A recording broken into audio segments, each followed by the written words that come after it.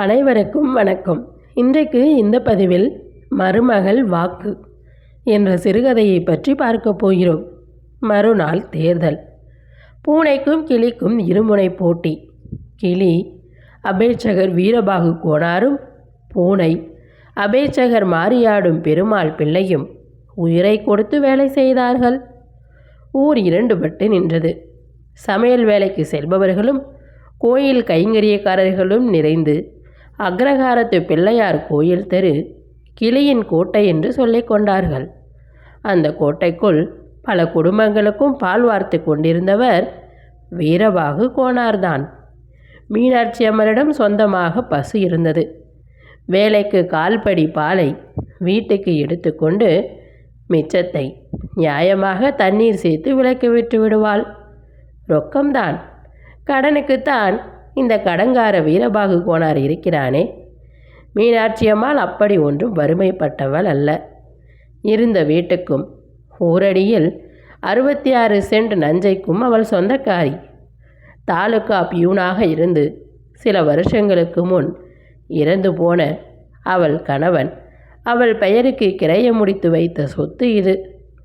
ராமலிங்கம் ஒரே பையன், சாது. தகப்பன் வேலை பாவம் பார்த்து பையனுக்கே சர்க்கார் போட்டு கொடுத்து விட்டது அவனுடைய அதிர்ஷ்டம்தான். கல்யாணமும் பண்ணி வைத்து விட்டாள் மீனாட்சி அம்மாள். தள்ளாத வயதில் உதவிக்கு ஒரு மருமகள் வேண்டும் அல்லவா? ருக்மணி மெலிந்து துரும்பாக இருந்தாலும் வேலைக்கு கொஞ்சமும் சளைக்காதவள். அதிகாலையில் வாசலில் சாணம் தெளித்து கோலம் போடுவதிலிருந்து படுக்க போகும் முன் மாட்டுக்கு வைக்கோல் பிடுங்கி வைப்பது வரை எல்லா வேலைகளையும் அவள் அப்படிக்கில்லாமல் செய்து விடுவாள். சமையலில் அவளுக்கு நல்ல கைமணம். வெறும் வற்றல் குழம்பும் கீரை கறியும் பண்ணி போட்டால் கூட போதும். வாய்க்கு மொரமொரப்பாக இருக்கும். ருக்மணிக்கு பால் கறக்கவும் தெரியும். பால் கறந்தால் நெஞ்சு வலிக்கும் என்று பக்கத்து வீட்டு பெண்கள் சொல்வதுண்டு. ஆனால் பலரும் பேசுவார்கள். ஒன்றையும் காதில் போட்டுக்கொள்ளக்கூடாது, பதில் பேசவும் கூடாது.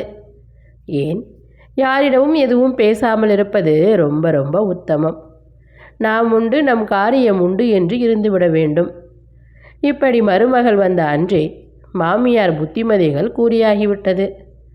மேலும் கல்யாணத்துக்கு முன்பே ருக்மணிக்கு லேசாக மார்பு வலியும் இரைப்பும் உண்டு. டாக்டர்கள் அவளை பரிசோதித்தால் டிராபிக்கல் ஈசினோஃபிலியா என்றிருப்பார்கள். ஆனால் ஏன் அப்படி பரிசோதிக்க வேண்டும்? வைத்தியம் செய்கிறேன் என்று வருகிறவர்கள் பணத்துக்காக என்ன வேண்டுமானாலும் செய்வார்கள். அவர்களுக்கு காசு ஒன்றுதான் குறி. மீனாட்சி அம்மாளுக்கு தெரியாதா? அவள் வயசு என்ன, அனுபவம் என்ன? ஒரு குழந்தை பிறந்துவிட்டால் எல்லாம் சரியாக போய்விடும் என்று சொல்லிவிட்டாள். அவள் மட்டுமல்ல, டாக்டரிடம் போவதற்கு இங்கு யாரும் சாக கிடக்கவில்லையே. மருமகளை ஏவிவிட்டு மாமியார் மீனாட்சி அம்மாள் ஒன்றும் கையை கட்டிக்கொண்டு சும்மா இருந்து விடவில்லை. அவளுக்கும் வேலைகள் உண்டு. பாலுக்கு தண்ணீர் சேர்ப்பது, அளந்து விற்பது, வருகிற காசுகளை ராமலிங்கம் சம்பளம் உட்பட வாங்கி கணக்கிட்டு பெட்டியில் பூட்டுவது, பார்த்து பார்த்து செலவு செய்வது, தபால் சேவிங்ஸில் பணம் போடுவதெல்லாம் அவள் பொறுப்புதான். இவை மட்டுமா? ஓய்ந்த நேரங்களில் ஸ்ரீராமஜெயம் ஸ்ரீராமஜெயம் என்று ஒரு நோட்டு புத்தகத்தில் லட்சம் சொச்சம் தரம் எழுதி அக்ரஹாரத்து பெண்களை அதிசயத்தில் ஆழ்த்த விட்டிருக்கிறாள். சாவதற்குள் 10 லட்சத்து ஒன்று எழுதி முடித்துவிட வேண்டும் என்பது அவள் திட்டம். ருக்மணியும் மாமியாரும் என்றுமே சேர்ந்துதான் சாப்பிடுவார்கள். பரிமாறியபடியே பெண்டிற்கழகு உண்டி சுருக்குதல் என்று மீனாட்சி அம்மாள் அச்சர சுத்தத்துடன் கணீர் என்று கூறுகையில் அந்த அரிய வாக்கை மீனாட்சி அம்மாளே அவளது சொந்த அறிவால் சிருஷ்டித்து வழங்குவது போல தோன்றும் ருக்மணிக்கு. மேலும் அதிகமாக சாப்பிட்டால் ஊளை சதை போட்டுவிடும் என்று மாமியார் சொல்வதிலும் ஒரு நியாயம் இருக்கிறது என்று மருமகள் ஒப்புக்கொள்ள வேண்டியதாயிற்று. மருமகள் என்று வருகிறவர்களின் வாயை கிளறி எதையாவது பிடுங்கி கொண்டு போய் மாமியார்களிடம் கொள்மூட்டி சண்டை உண்டாக்கி வேடிக்கை பார்க்காவிட்டால் ஊர் பெண்களுக்கு தூக்கம் வராதல்லவா? ஆனால் ருக்மணியிடம் அவர்கள் வித்தைகள் எதுவும் செல்லுபடியாகாமல் போனது அவர்களுக்கு பெருத்த ஏமாற்றமாகிவிட்டது.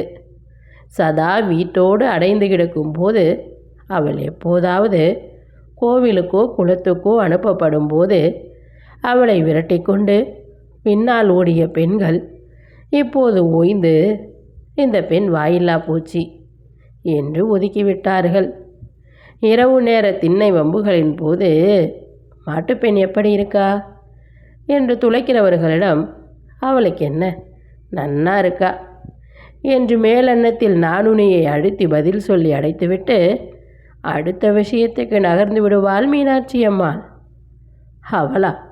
அவளை ஜெயிக்க யாரால் முடியும் என்பார்கள் ஊர் பெண்கள். தேர்தலுக்கு முன்னின இரவு பேச்சு கச்சேரியில் தேர்தல் விஷயம் பிரமாதமாக அடிபட்டதில் ஆச்சரியமில்லை. மீனாட்சி அம்மாள் வாக்கு யாருக்கு என்பது நன்றாக தெரிந்திருந்தும், உங்கள் ஓட்டு கிளிக்கு தானே மாமி என்று விஷமமாக வாயை கிளறினாள் ஒருத்தி. ஏண்டி, எல்லாம் தெரிஞ்சு வச்சுண்டு என்ன சீன்றியா என்றாள் மீனாட்சி அம்மாள். உங்கள் மாட்டுப்பெண் ஆருக்கு போட போகிறாளோ என்று இன்னொருத்தி கண்ணை சிமிட்டவும் மீனாட்சி அம்மாளுக்கு கோபம் வந்துவிட்டது. பெண்ணுகளா, என்னையும் அவளையும் பிரித்து பேசுகிறேன்.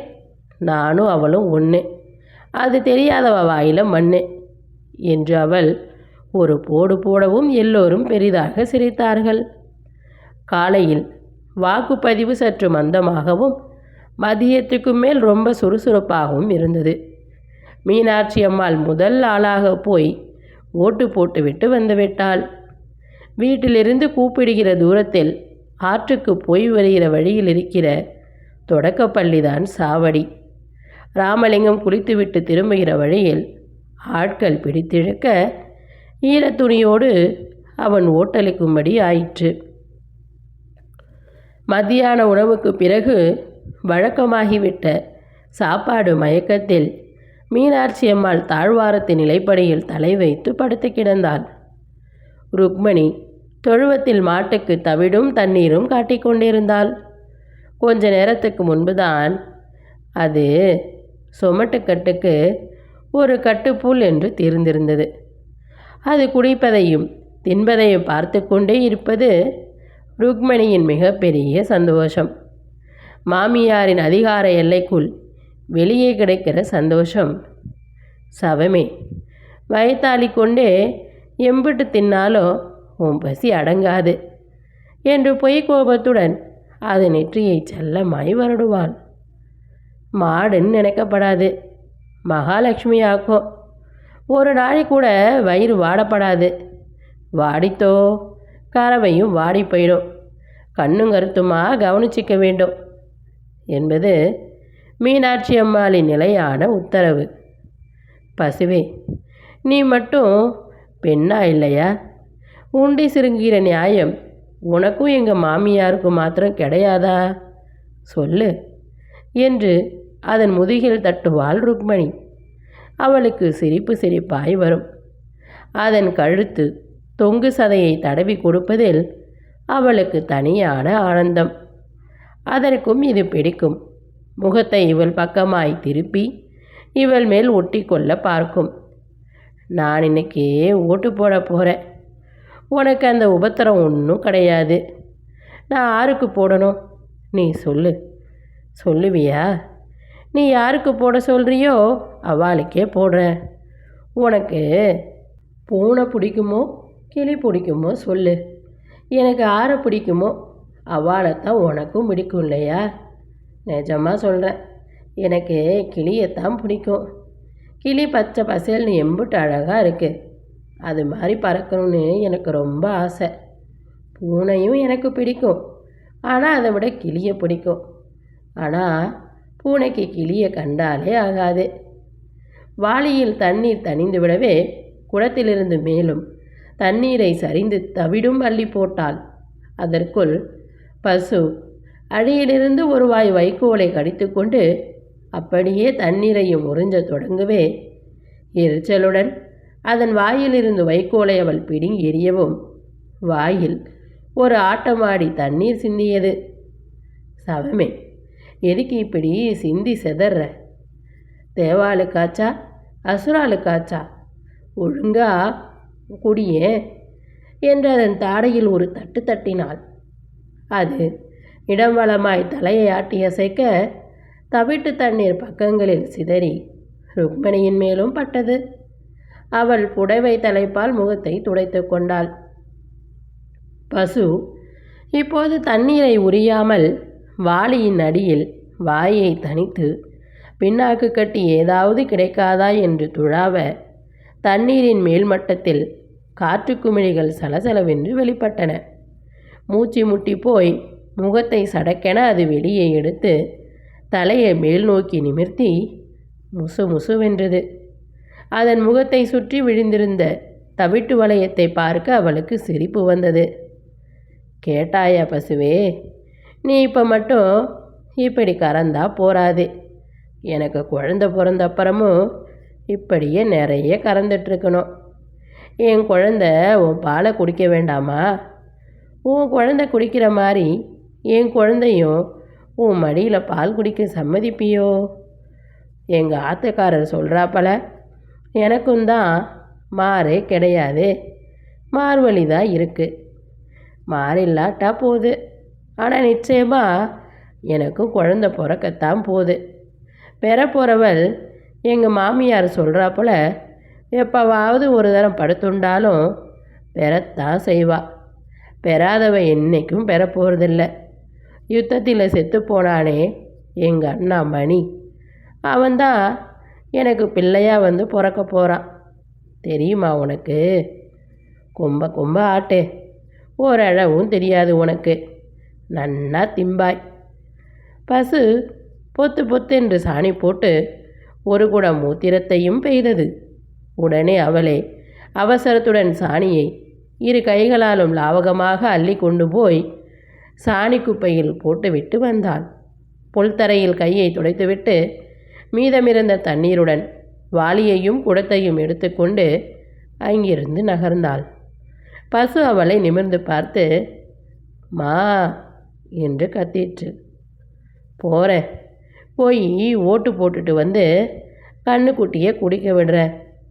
மணி 3 கூட இருக்காதே, அதுக்குள்ளே உனக்கு அவசரமா? பால் கட்டி மடி புடைத்து காம்புகள் தெரித்து நின்றன. மீனாட்சி அம்மாள் சொல்லி வைத்திருந்தபடி பக்கத்து வீட்டு பெண்கள் சிலர் ருக்மணியையும் சாவடிக்கு அழைத்து செல்ல இருப்பதில் நல்ல உடைகள் அணிந்து வந்திருந்தனர். கிணற்றடியில் கை முகமெல்லாம் கழுவிக்கொண்டு ருக்மணி வீட்டுக்கு வந்தாள். சரி சரி, தலையை ஒதுக்கிண்டு நெத்திக்கிட்டுண்டு புறப்படு என்று மாமியார் முடுக்கவும் ருக்மணி அலமாரியை திறந்து சிறிய சிற பச்சை பூக்கள் போட்ட ஒரு வாயில் சாரியை கையில் எடுத்துக்கொண்டு ஒரு மறைவுக்காக ஓடினாள். முகத்தின் 1/3 பங்கு தெரிகிற கையகல வட்ட கண்ணாடியில் முகம் பார்த்து சேப்பு சமயத்துக்கு தட்டுப்படாமல் போனதால் விரல்களாலேயே முடியை ஒதுக்கிவிட்டு கொண்டு நெற்றியில் ஏதோ ஒரு இடத்தில் குங்குமம் வைத்து கொண்டு வாசல் பக்கத்துக்கு ஓடோடியும் வந்தாள்.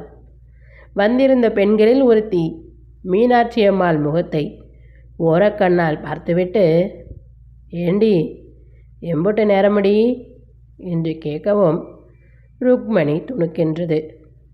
தலையை கூட சரியாக வாரிக்காமல் ஓடி வர என்று அவள் அடைக்கிற குரலில் பதில் சொல்லி முடிப்பதற்குள் சரி சரி கிளம்புங்க என்று எல்லோரையும் தள்ளிவிட்டாள் மாமியார் அம்மாள்.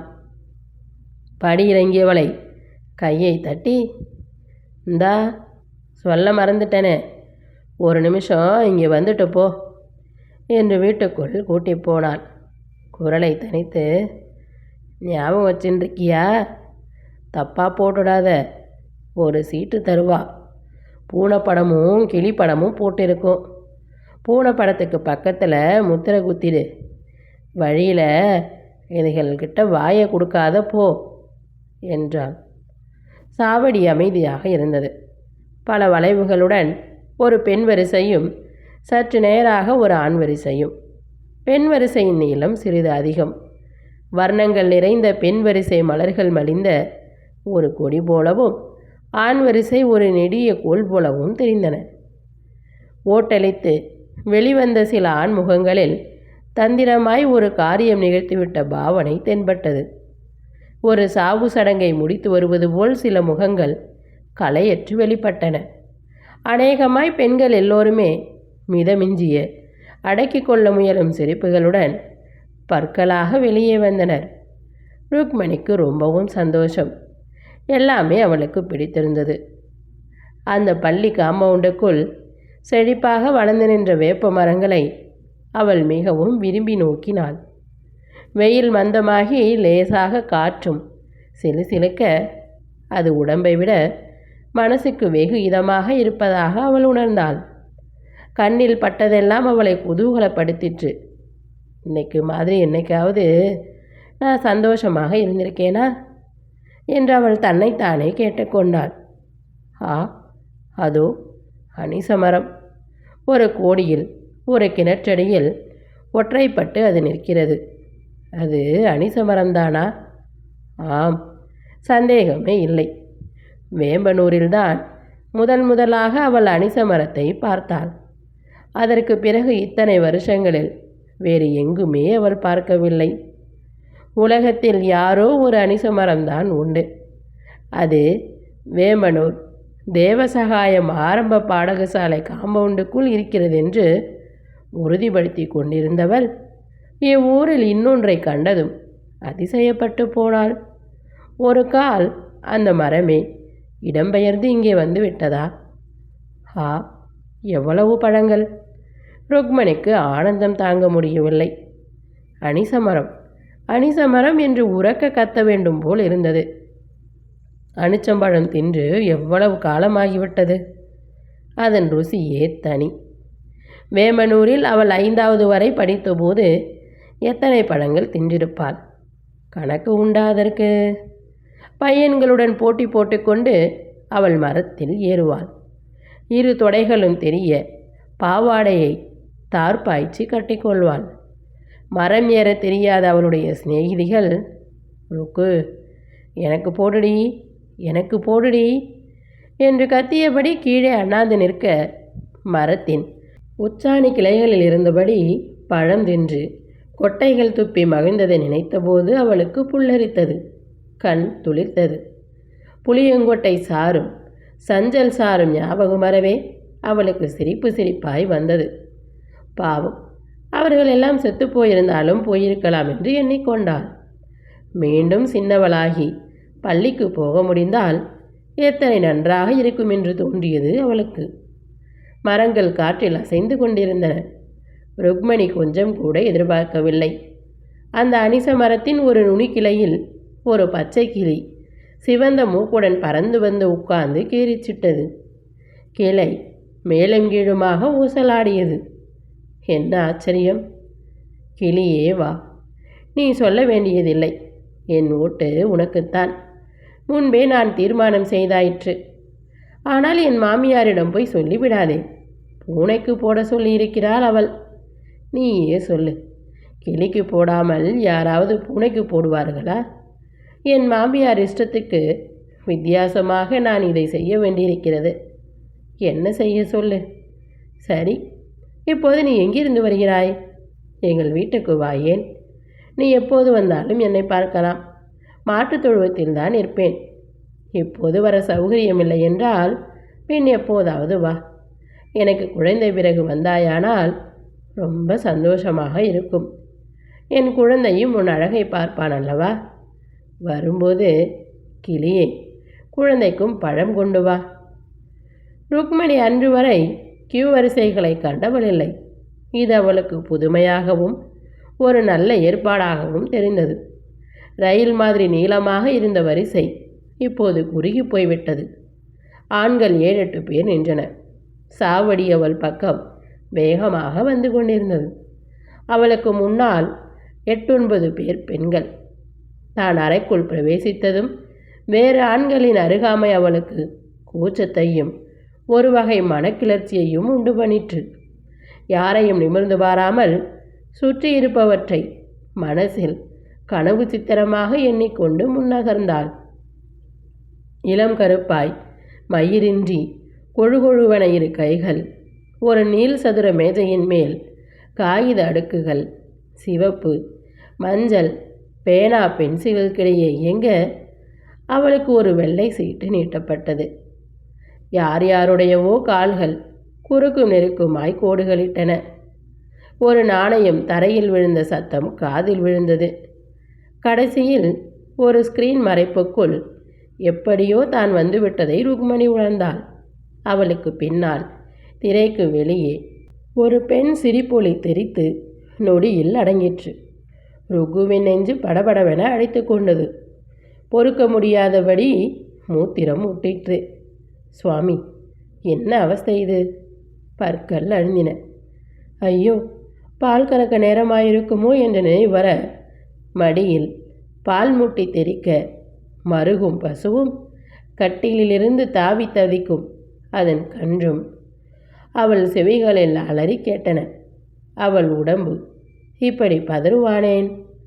மாறும் லேசாக வளைக்கிறது. கிளி. கிளிக்கு எதிரே முத்திரை நெருங்கிவிட்டது. இப்போது ஒரு கை ருக்மணியின் கையை பற்றவும் திடுக்கிட்டு, யாரது என்று அவள் திரும்பி பார்த்தாள். யாரும் அங்கில்லை. ஆனால் அவள் கையை வேறொரு கை இறுக பற்றியிருந்தது. என்னவோ நிஜம்தான். பெண் கைதான், வேறு யாருடைய கையும் அல்ல. மாமியார் மீனாட்சி அம்மாளின் கைதான். கிளிக்கு நேரெதிராக இருந்த அவள் கையை பூனைக்கு நேராக மாமியார் கை நகர்த்தவும் பளிச்சென்று அங்கு முத்திரை விழுந்துவிட்டது. ருக்மணியின் வாக்கு பூனைக்கு. ஆம், பூனைக்கு. பரபரவென சாவடியை விட்டு வெளியேறினாள் அவள். அவளுக்காக பெண்கள் காத்திருந்தனர். இவள் வருவதை கண்டதும் அவர்கள் ஏனோ சிரித்தனர். பக்கத்தில் வந்ததும், ருக்கு, யார் கடி போட்ட என்று ஒருத்தி கேட்க, எங்கள் மாமியாருக்கு என்ற வார்த்தைகள் அவள் அறியாது அவள் வாயிலிருந்து வெளிப்படவும் கூடி நின்ற பெண்கள் பெரிதாக சிரித்தார்கள். ருக்மணி தலையை தொங்க போட்டபடி அங்கு நிற்காமல் அவர்களை கடந்து விரைந்து நடந்தாள். முன்னை விடவும் மார்பு வலித்தது. பொங்கி வந்த துக்கத்தையும் கண்ணீரையும் அடக்க அவள் ரொம்பவும் சிரமப்பட வேண்டியிருந்தது. இத்துடன் இந்த கதை நிறைவடைந்தது. அடுத்து வரும் பதிவில் மற்றும் ஒரு நல்ல கதையுடன் சந்திப்போம். நன்றி, வணக்கம்.